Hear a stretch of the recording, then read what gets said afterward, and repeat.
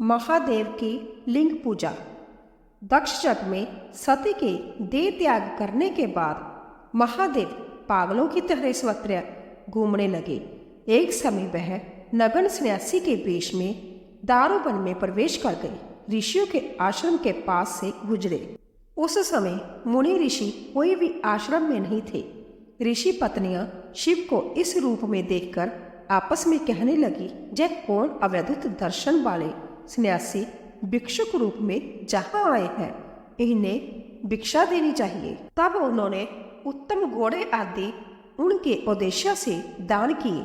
उनमें से कोई लज्जा त्याग कर पूछ बैठी, आप कौन है भिक्षुक, बीच में जहाँ कैसे? शिव बोले, मैं ईश्वर हूँ। वर्तमान में सती से मेरा विच्छेद हो गया है, इसीलिए मैं दिगंबर होकर घूम रहा हूँ। सती के सिवा किसी रमणी में मेरी रुचि नहीं है। उसके बाद महेश्वर ने बहुत सी भिक्षाएं ग्रहण करके पात्र भर लिया और कैलाश की ओर अग्रसर हुए। सभी ऋषि पत्नियां मोहवश उनके पीछे पीछे चलने लगी।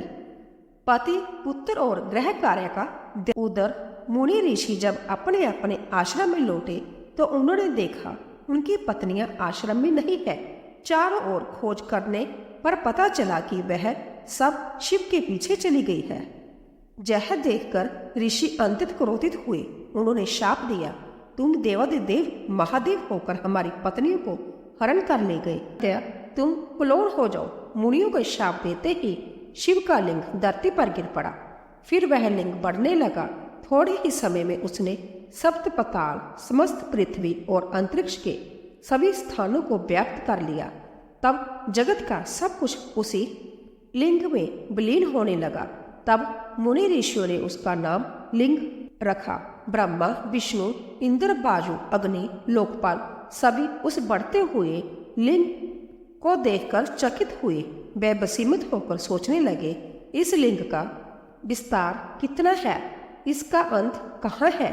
फिर ब्रह्मा उस लिंग के ऊपरी सीमा जानने हेतु ऊपर की ओर गए और विष्णु उसकी निम्न सीमा जानने के लिए नीचे की ओर अनेक युगों तक प्रयास करने के बाद भी दोनों उसकी सीमा नहीं पा सके। तब वह वापस लौट आए। लौटते समय ब्रह्मा मेरु पर्वत के पृष्ठ पर उतरे। वहां उनकी भेंट सुरभि से हुई, जो उस समय केतकी वृक्ष के नीचे खड़ी थी। ब्रह्मा ने सुरभि से पूछा, हे सुरभि, शिव का लिंग त्रिभुवन को विस्तार कर रहा है, क्या तुमने देखा? उसकी उदर्व सीमा देखने में गया था, लेकिन बहुत खोज के बाद भी नहीं मिल सकी। अब देवताओं को मैं क्या उत्तर दूं? यदि मैं झूठ बोलूं तो वे विश्वास नहीं करेंगे। अंततः तुमसे निवेदन है, यदि तुम मेरे लिए झूठी गवाही दोगी तो मेरी प्रतिष्ठा बनी रहेगी। ब्रह्मा की बात सुनकर सुरभि मान गई, साथ ही केतवी भी। ब्रह्मा प्रसन्न होकर देवताओं के पास लौटे और बोले, मैं लिंग का शिखर देखकर आया हूँ। वह अवैधुत, विशाल, निर्मल और अत्यंत सुंदर है। उस लिंग के अतिरिक्त और कुछ प्रतीत ही नहीं होता है। ब्रह्मा की बात सुनकर देवता स्तब्ध रह गए और बोले, अनेक लोकों में गया, अतल, बीतल, सूतल, तलातल, महातल, रसातल, जहाँ तक कि पताल भी, फिर भी वह स्थान शून्य सा लगा मुझे।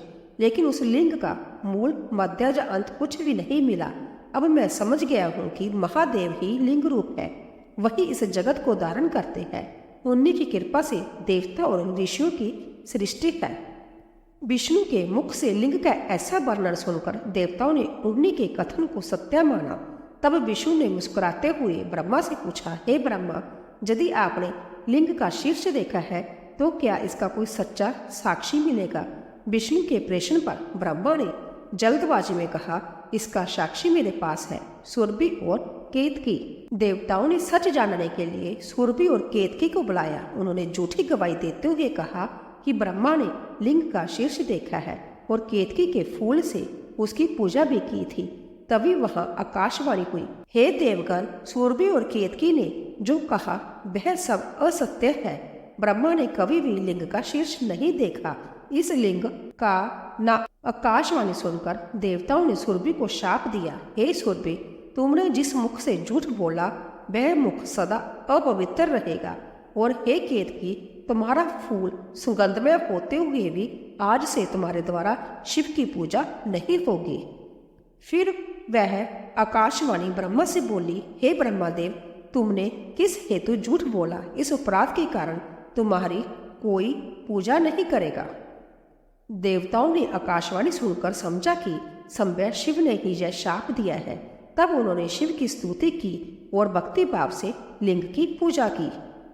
अगर आपको यह कथा ज्ञानवर्धक और प्रेरणादायक लगी हो तो कृपया इस वीडियो को लाइक करें, अपनी भावनाएं कमेंट में लिखें और कमेंट में हर हर महादेव अवश्य लिखें। अगर आप हमारे चैनल पर पहली बार आए हैं तो कृपया सब्सक्राइब जरूर करें ताकि ऐसे ही दिव्य, रहस्यमय और प्रेरणादायक कथाएं आप तक लगातार पहुंचती रहे। फिर मिलेंगे एक नई आध्यात्मिक यात्रा के साथ। तब तक के लिए ईश्वर का स्मरण करते रहिए, शुभ कर्म करते रहिए और मुस्कुराते रहिए। जय भोलेनाथ, हर हर महादेव।